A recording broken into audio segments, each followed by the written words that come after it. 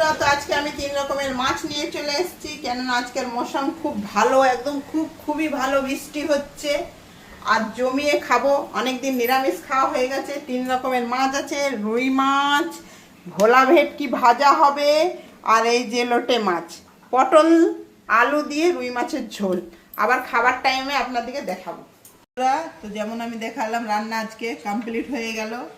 পটলে মাছের ঝোল আমি মাথা নিয়ে নিয়েছি, লোটে মাছ আর ভোলা ভেটকি ভাজা, এই যে আজ আমাদের খাবার।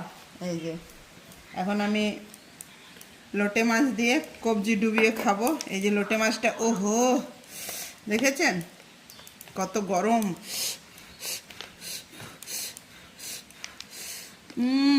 এই দেখুন, হ্যাপি, দারুণ রান্না হয়েছে। বাবারে এত টেস্ট না, মাটন ফেল। আর ছেলেকে যতক্ষণ সেনে দেবো নেই ততক্ষণ খাবেন নেই, ওকে সেনে দিতেই হবে।